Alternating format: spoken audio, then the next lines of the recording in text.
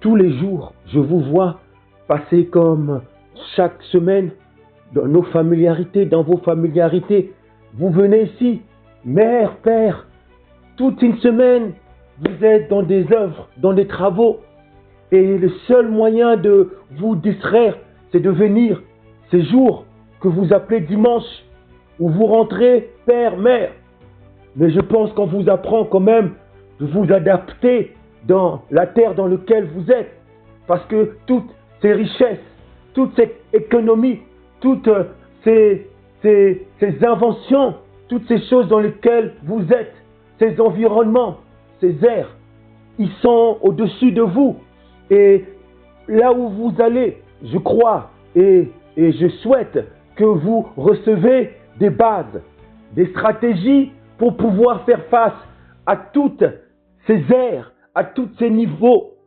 On vous a communiqué dans les Écritures. Même le libérateur, lui, a fait face à ces deux principautés qui géraient des territoires face à Hérode et à Pilate. Il a pu dire, il a pu confesser qu'il était le roi, le président de cette nation-là.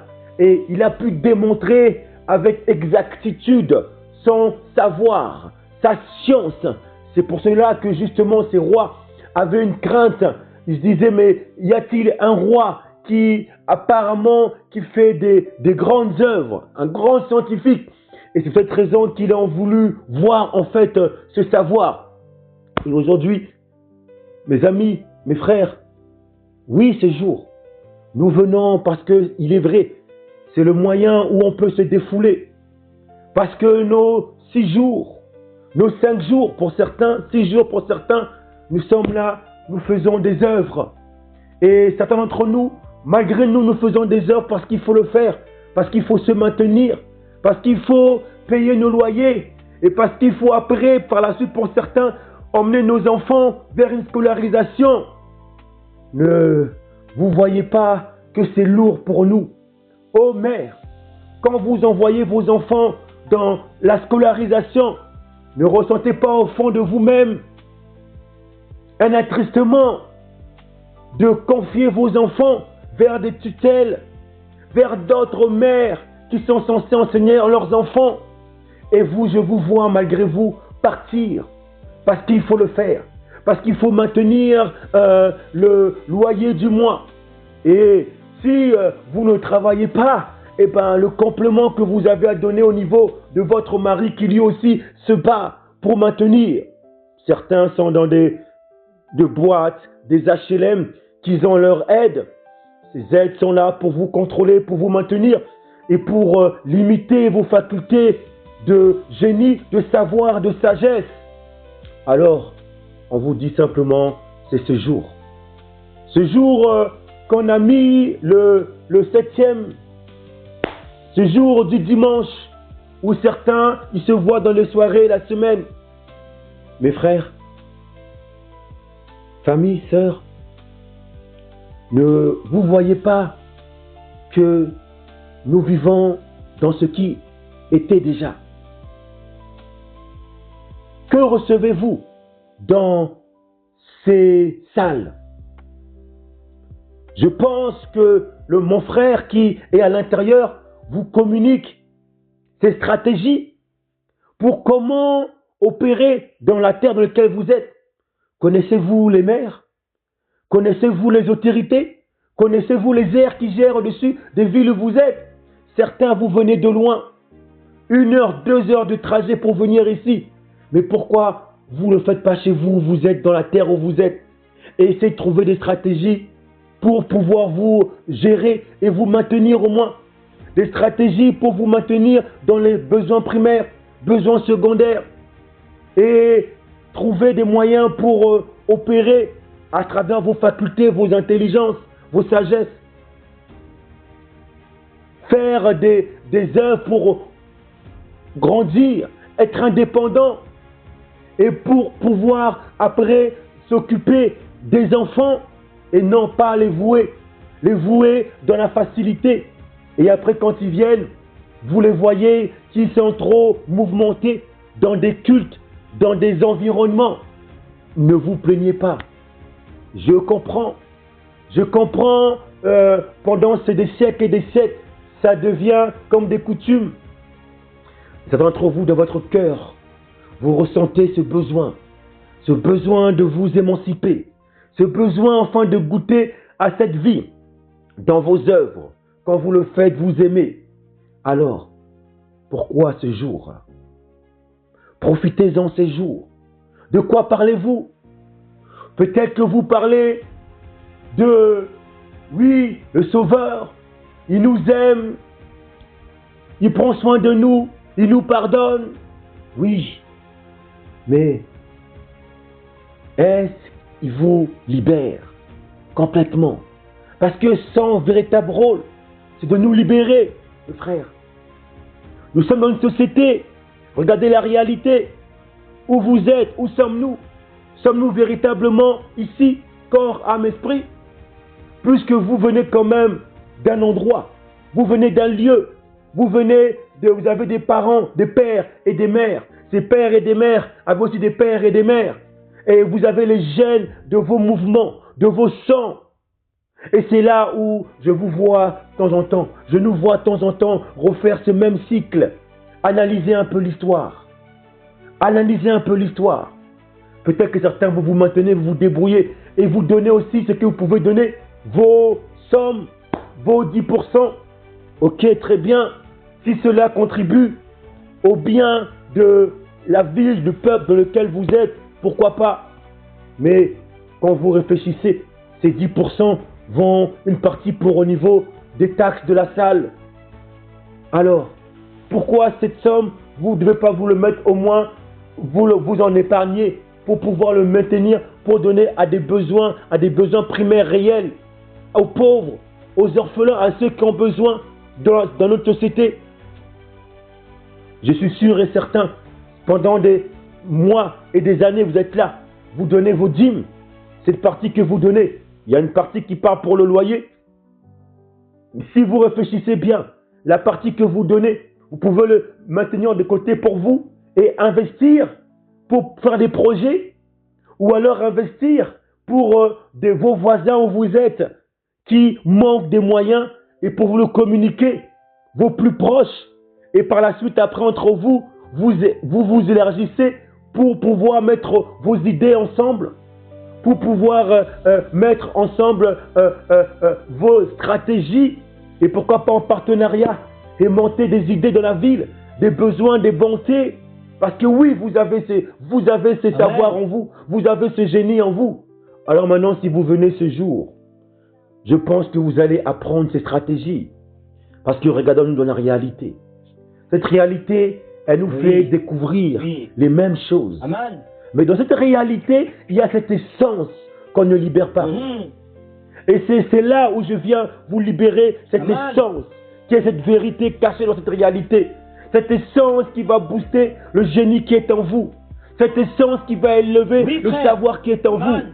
Racontez cela à vos enfants. Racontez cela même à votre pasteur. Racontez cela même à votre prophète. Si peut-être qu'il peut ignorer ces choses. Oh, je pleure et j'ai la tristesse de voir mes frères, vous, mon peuple, qui avez tant de savoir, de génie. Et vous allez tout le temps dans le même train de vie où on vous apprend un salut qui n'a même pas ni tête ni queue. Oh, le salut que vous cherchez, il est là où vous êtes, au fond de vous. Il n'est pas en partant, vous déplaçant par-ci par-là. Il est là où vous êtes, dans votre fort intérieur, dans votre vase. Le génie, il est en vous. Et vous allez non seulement quand vous savez que ce génie est en vous, vous allez non seulement bénéficier d'éviter de mettre des pertes dans le transport, vous allez commencer à vous recentrer sur vous-même et à commencer à investir dans ce génie qui est en vous. Et là, vous allez sortir des diamants, des richesses. Et dans la ville où vous êtes, au niveau de l'économie de cette société, vous allez pouvoir être un réveil utile, être un participant, une coopération dans la ville où vous êtes. dans cette sagesse et en mettant un investissement sur vous-même pour que vous puissiez avancer dans le réel but dans lequel vous êtes là, pour aller quelque part. Parce que vous devez savoir qu'on est de passage ici. Ne pensez pas, oui, vous avez certaines des maisons, quoi que ce soit, mais êtes-vous véritablement dans votre position? Connaissez-vous l'histoire? Alors, si vous allez dans vos bâtiments, on doit vous l'enseigner ces choses. À quoi bon venir tout le temps recevoir les mêmes choses?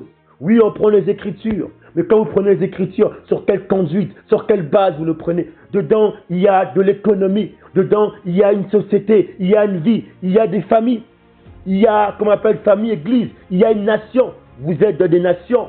Oui, je vois qu'il y a plusieurs communautés ensemble, mais sur quel but vous allez? Dans quel but vous allez?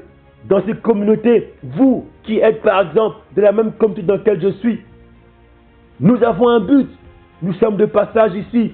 Et c'est cela qu'on doit apprendre. Si on peut se réunir ensemble, se rassembler ensemble dans ces sociétés, dans l'environnement où nous sommes, on va pouvoir en fait s'émanciper, s'aiguiser et de réveiller en fait l'action qui est en nous, le gène ADN qui est en nous. Et de comprendre, oui, qu'on a un libérateur. Qu'on a un libérateur, pas forcément comme on l'entend dans ces écritures. On a un libérateur justement qui nous a boosté cette connaissance qui est en nous. Cette connaissance qui va nous réveiller dans le domaine économique. Cette connaissance qui va nous réveiller dans le domaine de société. Cette connaissance qui va nous réveiller dans le domaine de l'anthropologie, dans le domaine de l'histoire, dans le domaine de nos sciences. Oui, ce génie qui va se réveiller pour pouvoir, avec les éléments, même si ces éléments ont été orientés vers un système, via ces conceptions qui ne sont pas forcément proches du sacré. Mais dans cette bonne nouvelle qu'on nous libère dans ces écritures, cette bonne nouvelle qui fait que là où on a chuté, c'est avec ces mêmes éléments, non pas pour le glorifier au niveau de ce monde, qu'on va sortir de là. Alors pour sortir de là, pour sortir de ce système, de ces terres, il faut sortir avec leur codage, avec leurs éléments. Pas pour autant l'idolâtrer, mais pour autant prendre ce bâton, comme le bâton de Moïse, qu'on nous libère. Ce bâton qui est venu et qui a fait face au niveau de leur conception. Et face à cela, il est au-dessus même des mages. Et c'est ça que vous êtes. Quel est votre bâton? Le bâton que vous avez, il y a un génie. Ne prenez pas votre bâton par la tête, mais prenez-le par les queues. Quand vous prenez par les queues, là vous le contrôlez. Parce que par les queues, vous avez la source des choses. Parce que les éléments du système, les éléments de la vie où vous êtes, utilisent nos éléments primaires, nos éléments sacrés. Même si tout a été mélangé dans l'alimentation, dans la société, mais ils utilisent nos éléments primaires. En prenant la source, l'élément, ce qui est caché, la vérité, vous allez restaurer cette vérité. Et vous allez être au-dessus des mages, au-dessus de cette science, au-dessus de l'intelligence artificielle. Parce qu'ils ne font que copier ce qui est en vous. Ne prenez pas par la tête. Parce que par la tête, vous allez avoir peur, vous allez être intimidé. Prenez-les par la queue pour que ce bâton puisse être un serpent d'airain. Et ce serpent puisse engloutir tous ces serpents. Et avec vos capacités, avec nos savoirs, votre sagesse, nous sortirons de cet esclavagiste, dans une paix, dans une restauration. Et ensemble vous êtes. Plus besoin de vous déplacer comme tout le temps. Parce que le règne, la puissance, le règne de la puissance divine, de Dieu, comme vous le dites, oui, est en vous. Et ce règne, pour le sortir, alors il faut vous mettre en condition d'élever ce connaissance qu'on a cachée, juste de savoir que cela est en vous. Vous n'allez pas chercher des choses assez loin. Ces choses sont là où vous êtes, ensemble. Et quand vous étincellez ces choses-là, qui a été restaurée, renouvelée, c'est là que vous commencez à avoir de la sagesse pour analyser les 7 principautés de Canaan. De la vie où vous êtes, faites le tour 7 fois pour avoir la sagesse. Analysez les éléments pour pouvoir avoir des opportunités, pour que vous puissiez au moins avoir une stabilité, pour que vous puissiez œuvrer en équilibre, pour que vous puissiez être des hommes, pour que vous puissiez faire des choses qui vous est appropriées, des éléments, et profiter profiter de ce que vous cotisez, mais tout en demeurant sage. est Oui, là dans le frère. seul but Amen. de restaurer votre terre. Et votre premier terre, c'est votre vase. Mhm. Dans ce vase, vous avez cet ADN. Votre terre est là. Ça, c'est le sacré. Ce n'a pas été fait des mains Amen. d'hommes, là où vous allez. Ce vase a été fait de mains Mhm. sacrées. C'est ni les hommes Mhm. qui l'ont fait. C'est le sacré. C'est le divin qui l'a fait. Et quand vous considérez ce corps qui est véritable culte, Amen, frère. et quand vous honorez ce culte, donc quand vous honorez votre culture, ce culte, vos mouvements, ADN, qui a été restauré par le libérateur, eh bien vous êtes dans un véritable culte. Amen. C'est ce que vous entendez dans nos écritures, dans les lettres même d'un certain Paul, Shaoul, qui dit aux lettres, aux frères de Rome, qui étaient des frères comme lui, de nationalité romaine. Je crois dans Romains 13, qui dit « Rendons notre corps, votre corps, qui a été fait de mains du sacré, pas d'homme. À quoi bon vous attacher aux choses de ces membres de cette terre, de ces choses de la terre, si vous méprisez même ce qui a été fait de mains de puissants. Car c'est de là que viennent toutes les choses, les trésors, les richesses. C'est de là que sort le règne. Rendons notre corps comme un sacrifice vivant, ce qui est bon, agréable et parfait. Voilà la volonté parfaite. C'est ça. Nous devons le célébrer dans ces merveilles, dans cette vérité, et vivre, profiter de ces airs dans lesquels nous inspirons, et d'honorer ce culte, d'honorer en fait la connaissance de soi, de chacun d'entre vous, de ce qui nous sommes, pour pouvoir être libre et restaurer ce corps. Et ce corps a aussi une terre maintenant. Une fois que je me restaure de moi-même, de mon identité de soi, je peux maintenant comprendre où est ma terre géographiquement et me préparer pour son retour. Mais pendant que je suis ici, je commence à m'affermir. Voilà mes amis, voilà le culte. Commençons à nous restaurer dans ce cadre-là. Commençons à comprendre les éléments simples. Nous sommes là pour vivre comme des citoyens de passage. Et avec le génie, avec le savoir que nous avons, cette sagesse, préparons-nous ensemble, en partenariat et avançons. Nous sommes dans une société, oui, il y a des règles, il y a des lois. Comprenons ces lois, comprenons ces règles. Et avec la sagesse que nous avons, appliquons-les. Faisons des choses pendant que nous sommes là, dans cette bonne nouvelle, en gardant nos principes, nos mœurs, nos vertus. Mais là où vous êtes, votre culte, c'est là où vous êtes. Alors, à quoi bon venir faire des distances, venir dans un lieu, si là où vous êtes, vous avez ce temps de votre propre lieu, votre culte.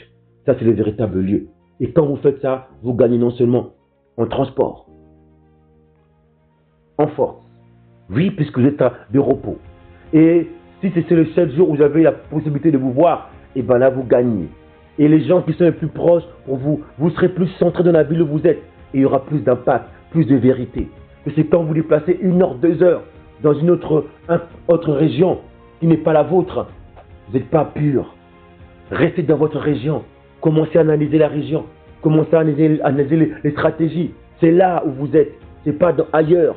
Laissons ce peuple de cette région et vous demeurez dans votre région. Comme la région de Corinthe, la région d'Éphèse, les frères d'Éphèse, Corinthe, de Philippe, tout ça. Où êtes-vous? Où êtes-vous? Laissez ces peuples-là, vos frères, là où ils sont. Et demeurez fidèles dans là où vous êtes. Maintenant, c'est entre vous, vous allez dire, peut-être qu'il n'y a pas assez de... Vous ne connaissez pas des personnes, ce n'est pas possible. Parce que vous avez une famille, vous êtes né une famille. Il y a des voisins, des frères, ce soir. Et bien, c'est entre là qu'il vous faudra trouver ce lieu où vous êtes. Et c'est comme ça, petit à petit, que les choses vont s'élargir. Et là, vous allez gagner, vous allez bénéficier même de vos distances que vous faites. Commencez déjà à vous adapter de là où vous êtes, dans cette sagesse.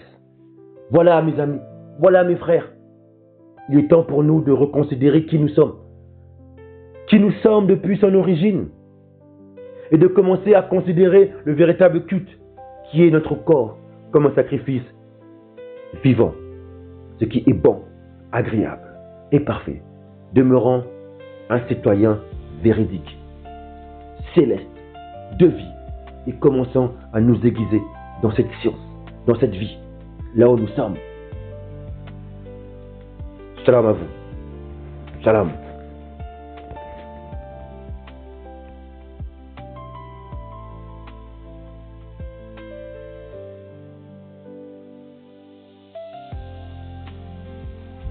Ok, très bien. Vous ne voyez pas que nous venons dans des cheminements qui se font le plus souvent.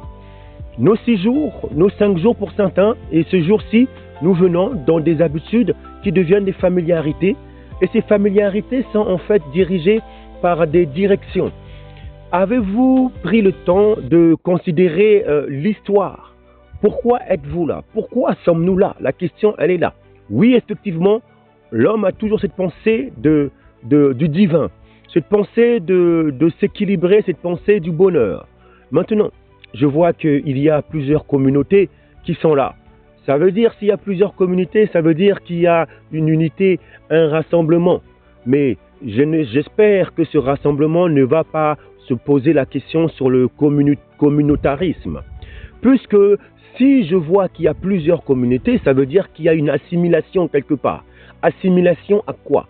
Donc ce qui m'intéresse, et ce qui doit aussi vous intéresser, puisqu'il y a plusieurs communautés, donc cela veut dire un signe donc à reconnaître que se passe-t-il qui attire ces communautés.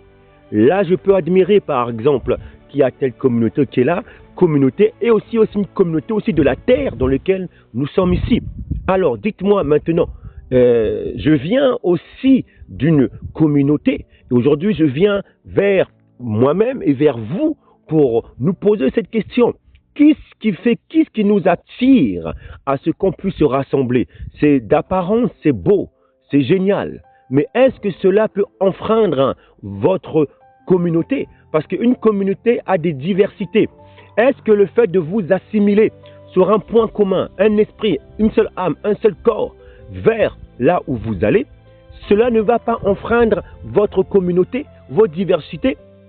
La question que je me pose, vous savez ce qui se passe, puisque là où vous êtes est une dénomination, cette dénomination a aussi une idéologie d'un sauveur. Et ce sauveur, quand vous le lisez, dans la pensée dans laquelle nous y sommes aujourd'hui, et pour toute personne, tout mélange, toute unité, c'est valable pour tout le monde. Réfléchissez un peu. Si cette personne unit tout le monde, ça veut dire la personne, elle communique une pensée et cette pensée est valable pour tout le monde. Donc, on parle de l'universalité directe. Ça veut dire qu'une personne, en fait, donne le gène de toute une communauté, plusieurs communautés. Regardez la nature. Il y a de l'ordre. Et dans cet ordre-là, il y a des hiérarchies. Et cette hiérarchie, il n'y a pas de plus grand et de plus petit. Toute cette hiérarchie, en fait, elle est pour l'unité du corps. Voyez-vous, dans votre corps, vous avez des membres, une tête. Et lorsque votre main se lève, eh bien, parce que la tête a agi et les pieds aussi suivent. Les mains ont un rôle, les pieds ont un rôle et la tête aussi a un rôle. Est-ce que les 3 membres dans lesquels je suis situé sont divisés? Non, justement, ils collaborent ensemble, ils coopèrent ensemble parce qu'ils sont dans une même unité, mais la communauté de la main est respectée, la communauté des pieds est respectée, la communauté de la tête est respectée. Vous maintenant et nous maintenant, qui allons dans cette dénomination, cette assemblée, cette entreprise en fait, quel est le but? Parce que si on analyse la pensée dans laquelle nous sommes ici, vous êtes ici, cela signifie qu'une personne vous communique un germe, une pensée à chaque communauté, et chaque communauté maintenant doit suivre cela. C'est pas scientifiquement parlant. Cette personne qui est là, en fait, elle appartient à une communauté. Maintenant, si cette communauté a pour membre, par exemple, la tête, alors si la tête est restaurée, ça veut dire que dans le membre du corps, tous les membres seront restaurés. Vous voyez? En fait, ce que j'aimerais nous dire, que l'écriture que vous avez ici, les écritures sacrées qui représentent en fait le mouvement, ce qui a déjà été, ce libérateur qui est de ces écritures qu'on appelle la Bible, là, c'est un ensemble d'écritures, appartient à une culture. C'est une culture contre la Tawara. Et cette culture-là, en fait, elle est pour le membre de la tête. Et c'est ce libérateur qui est venu pour cette communauté-là. Pourquoi? Ça ne veut pas dire qu'il va délaisser toutes les communautés dans lesquelles vous êtes. Pas du tout. Parce que cette culture qui est la Torah, la Tawara, appartient à ce peuple-là, et le libérateur, qu'on appelle libérateur, hein, ou sauveur si vous voulez, on ne peut pas si on le traduit en la langue hébreu de ce libérateur, de ce peuple, c'est Yasha. Donc, pour ne pas dire Jésus, parce que Jésus, ce n'est pas la traduction. Pour traduire dans les Écritures, on devrait mettre libérateur ou sauveur. C'est la bonne traduction, mon ami Jésus, qui n'a rien à voir. Or, libérateur, sauveur, en hébreu, la langue araméenne hébreu, c'est Yashan. Maintenant, ça veut dire que le libérateur est venu pour la tête. Pourquoi la tête? Parce que la tête, c'est celui qui va agencer les membres. Si la tête est restaurée, c'est-à-dire que tous les membres sont restaurés. Ça veut dire, vous les communautés qui êtes là, vous allez garder votre diversité en quelque sorte. Vous voyez, et c'est ça le problème. Parce que si on se questionne sur l'assimilation en fait de toutes ces communautés, comment se passe-t-il? Vous devez comprendre la constitution au niveau de en 18e siècle, bien sûr qu'il y a eu une évolution lorsqu'on a voulu assimiler les étrangers, par exemple, les communautés en France, en Europe, et vous devez comprendre comment ça se passe, assimiler, l'assimilation. L'assimilation, en fait, on impose aux étrangers, justement, de délaisser, de s'intégrer totalement en délaissant leur culture. La preuve, quand les étrangers viennent ici, ils doivent donner leurs enfants, scolariser leurs enfants à une autre communauté, culture, en fait, leur communauté. Et du coup, l'enfant délaisse sa culture, cette diversité, sa communauté. Donc, l'enfant, il grandit en dénigrant tout doucement sa culture pour s'assimiler à une culture. La notion d'assimilation, elle est mauvaise dans ce cadre-là. Et c'est ce qui se passe aujourd'hui quand vous analysez dans ces mouvements d'église, en fait. On assimile, en fait. C'est-à-dire qu'il y a une idéologie qui a pris des cultes pour un libérateur d'une communauté et ils ont fait de cela, en fait, un libérateur inimitié, un libérateur pour tout le monde dans la connaissance directe. Or, ce libérateur est venu pour sa communauté, pour que cette communauté puisse transmettre à toutes les nations. Ça veut dire, normalement, là où je viens, les écritures que vous avez, je dois normalement voir un peuple de cette communauté, peuple qu'on appelle les Israélites, et qui doivent se restaurer. Et vous qui êtes là, bien sûr, vous devez recevoir comme exemple modèle leur vertu, la Torah. Et c'est cette Torah, en fait, qui est universelle, qui est communiquée par toutes les nations. Et donc les nations mélangées, les nations pour restaurer, et les nations. Donc vous-même, vous devez faire votre repos, votre culte chez vous, dans votre communauté. Et c'est ça, en fait, l'ordre. Quand vous regardez les animaux, les plantes, ça, la science marche comme ça. Il y a de l'ordre. Quand vous voulez mettre, par exemple, une poire avec une pomme avec une orange, un zèbre avec une girafe, c'est le désordre. Ce n'est pas possible. Ce n'est pas possible. Et ça tue la diversité. Donc, on doit se poser la question sur le communautarisme. Vous comprenez? Donc, la notion d'assimilation, elle est très rusée. Quand vous regardez comment ça se passe, ça tue la diversité. Et c'est ce qui se passe actuellement quand vous analysez justement dans la pensée du culte, des écrits que vous avez. L'écrit que vous avez, elle a été en fait pensée dans une idéologie. Et nous devons restaurer cela justement dans la vérité. Voilà pourquoi nous ne rejetons pas en fait les communautés, nous les gardons parce que vous avez aussi des diversités comme chacun d'entre nous. Et ces diversités doivent être respectées. Mais pour restaurer l'ordre des nations, il faut restaurer la tête. Et la tête, c'est en culte, sa communauté, et justement dans les Écritures, l'alliance. Cette alliance qui est un mariage avec Israël, Israélite. Et c'est ce peuple-là, en fait, quand ils seront restaurés, parce que ce peuple s'est mélangé, s'est dispersé, et quand ce peuple sera rassemblé, s'est restauré de part et d'autre, c'est maintenant que tous les membres seront restaurés. Mais si on veut biaiser cet ordre-là, on veut maintenant dire que non seulement ce peuple qui est la tête restauration, on veut le mettre bas et on veut mettre d'autres communautés et toutes les communautés, chacun prend à sa guise, là, on est en train de détruire en fait cet ordre social, cet ordre scientifiquement parlant. Voilà pourquoi je nous invite à analyser en quelque sorte l'ordre des choses. La vie, c'est une question d'ordre. Et l'inverse, c'est le désordre. Et le système dans lequel nous sommes, Babylone, le système, dans toutes les communautés, toutes les nations, boit ce vin.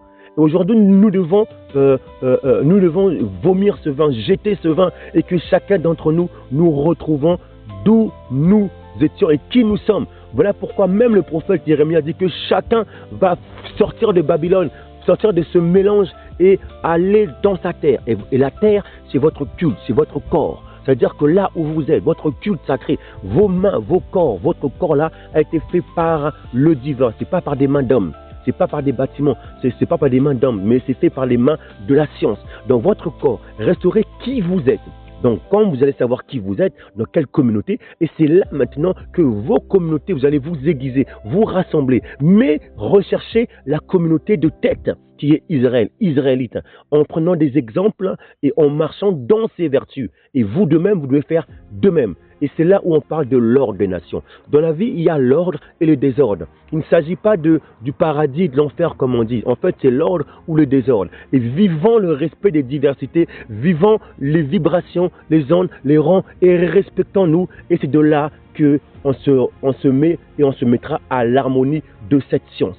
Donc, je nous invite de considérer simplement les actes que nous faisons tout le temps. Chaque fois que vous venez ici, alors, dans quel cadre, dans quelle direction vous le faites? Parce que vous êtes dans des aires, des entités de la nation. Et ces aires créent des familiarités et donc des idoles.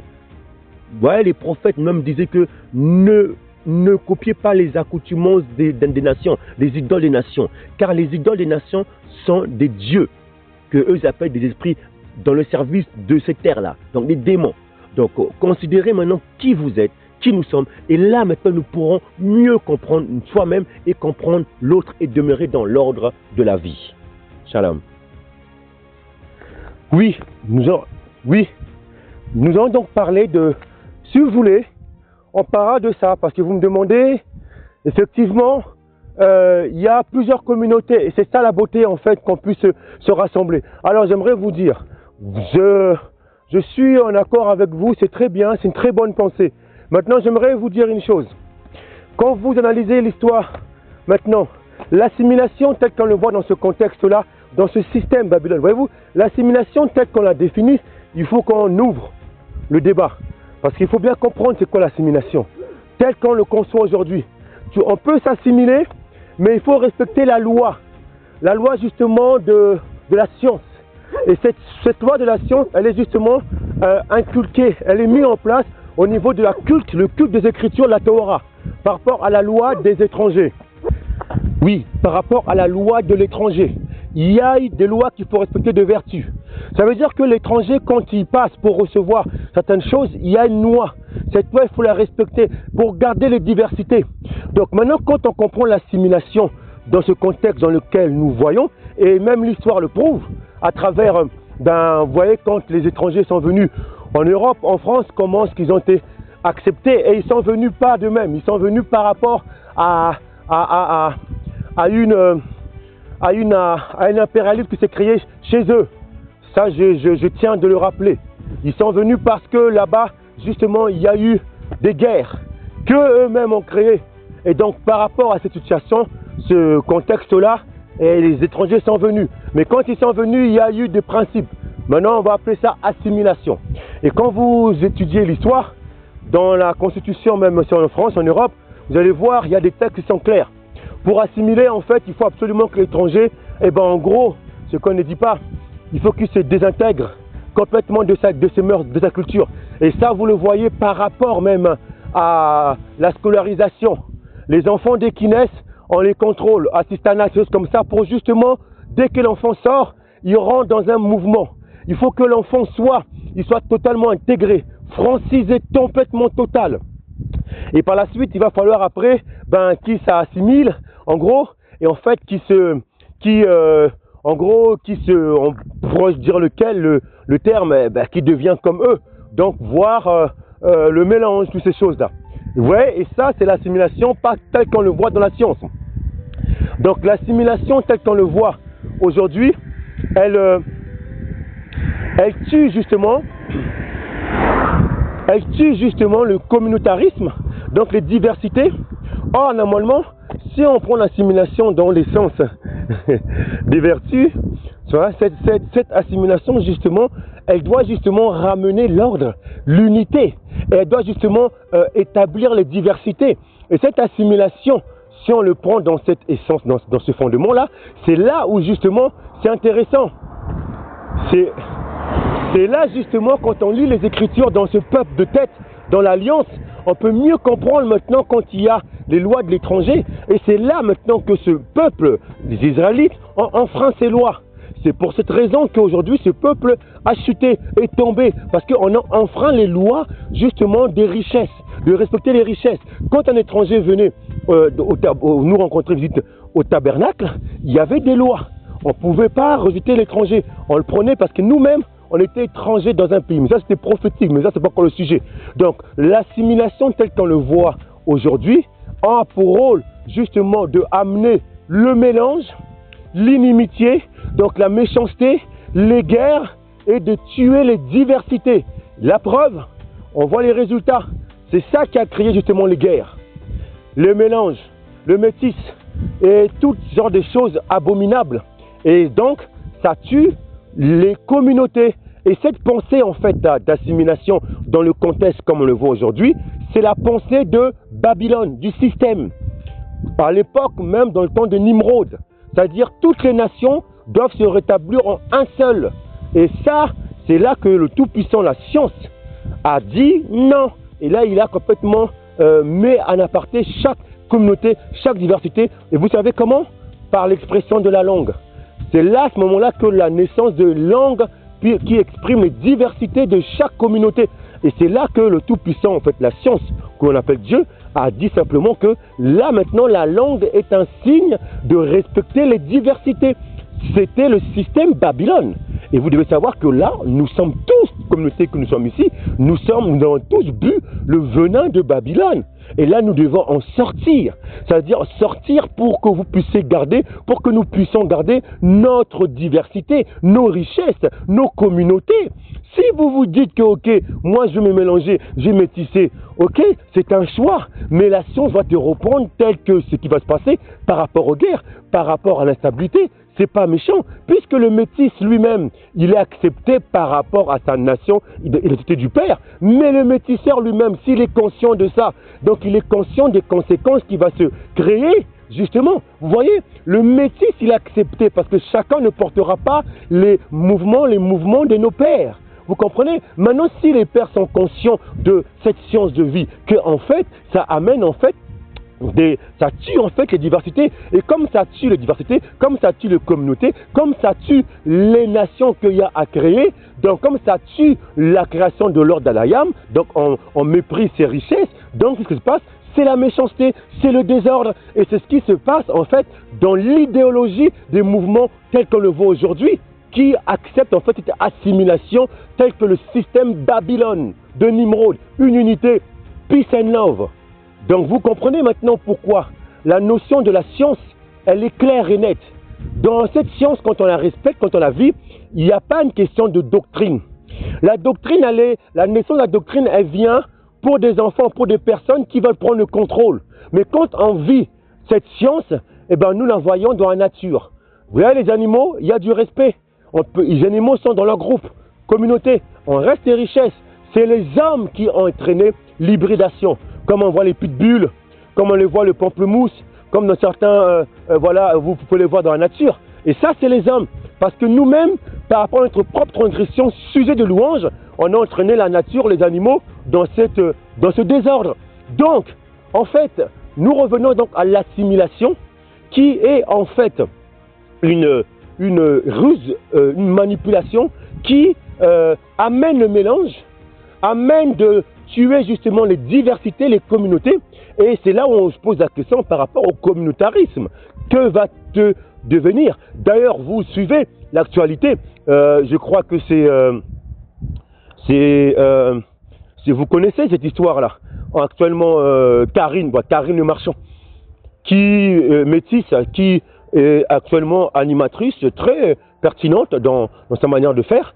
Et là, actuellement, justement, on a un peu beaucoup de retours par rapport à l'animatrice. Pourquoi? Parce qu'elle est en train, en fait, de rentrer dans une pensée qui sort, en fait, de le cadre dans lequel elle était. C'est ce que le peuple dit. Parce qu'elle a dit des phrases, des pensées qui ont choqué, en fait, beaucoup de communautés. Parce que Karine Le Marchand, c'est une métisse, hein, de père d'Afrique et mère européenne. Donc, elle est là elle était dans l'assimilation. Maintenant, on voit les résultats. Maintenant, elle parle d'un problème voilà. Et on lui pose la question, mais qu'en est-il du communautarisme par rapport à cette assimilation? Elle est incapable de répondre parce qu'elle se dit, elle a amené cette question aux politiciens. Vous voyez? Et c'est là le problème. Donc, de gérer ce problème. Mais quand on parle d'assimilation, derrière, il y a une ruse. Pourquoi? C'est pourquoi? Parce que la peur de l'assimilation, en fait, c'est la peur de quoi? Du grand remplacement. Parce que ceux qui ont amené l'assimilation pour mélanger, eh ben, la même chose, ils vont tomber dans leur jugement. Ça veut dire, ceux-là qui viennent maintenant, il y a une grande partie qui gardent leur communauté. Et c'est la peur maintenant que si on laisse la communauté comme ça, c'est la peur que ces communautés vont s'élargir et prendre ce qu'ils étaient au début. Parce que ceux qui amènent l'assimilation, ceux qui ont créé des guerres, ce sont ceux justement qui n'avaient pas les richesses adéquates. Ils sont allés vers l'extérieur pour prendre les richesses et le faire chez eux et contrôler là-bas. Donc vous comprenez en fait ce que je veux dire par là. C'est pour dire que l'essence de la guerre, l'essence de la méchanceté, c'est l'origine de l'assimilation telle que nous le voyons aujourd'hui. On a vu le résultat.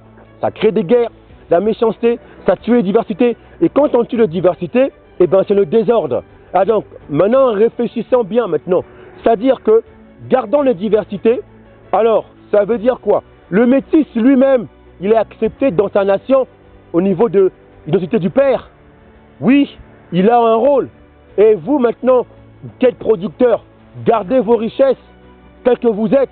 Et c'est ça, en fait, l'ordre des nations, l'ordre de la vie. Et c'est là, en fait, la bonne nouvelle. Ça veut dire que même la nation israélite s'est mélangée de part et d'autre. Comme par exemple, Paul, Shaoul, c'était un Israélite. Il avait une nationalité romaine, gréco-romaine. Et comme beaucoup, comme moi par exemple, je suis aujourd'hui d'une nationalité, mais de ADN. J'ai mon peuple, mon royaume, qui descend justement de la lignée d'Abraham, directement de sang. Vous voyez? Maintenant, vous avez posé la question, mais comment ça tu descends de la lignée de sang? Ça, c'est encore autre chose, c'est pas le sujet. Ça veut dire qu'il faut comprendre l'imprégnation de l'histoire. Maintenant, là, ce qui est important, c'est qui vous êtes, vous, actuellement. Et quand vous allez comprendre qui vous êtes, c'est là qui est beau. C'est-à-dire, aime ton prochain comme toi-même. Comment tu veux aimer l'autre si toi-même, tu ne te comprends pas, tu ne sais pas qui tu es? Quand tu vas commencer à comprendre qui tu es, dans ton culte véritable, ton corps sacré, là, maintenant, tu pourras aimer l'autre. Et c'est ça la connaissance pure, c'est ça la vie, c'est ça la connaissance directe, c'est aligné. Et quand tu sais qui tu es, là tu seras libre. Tu ne pourras plus te bercer par une vérité qui a été cachée, mais ta vérité elle est proche de toi. Et c'est là que tu pourras mieux aimer et goûter aux diversités. Parce que quand tu vas connaître ta diversité, tu pourras t'aligner maintenant avec d'autres diversités et que l'ensemble des communautés, des nations, on puisse être un au niveau de la science, comme la nature, la photosynthèse et toutes ces richesses. Donc voilà pourquoi je disais par rapport à l'assimilation dont tu as voulu qu'on aborde ce sujet.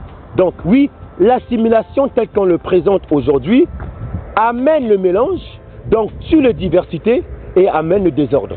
C'est à nous maintenant de restaurer ça maintenant dans la connaissance de soi. Shalom.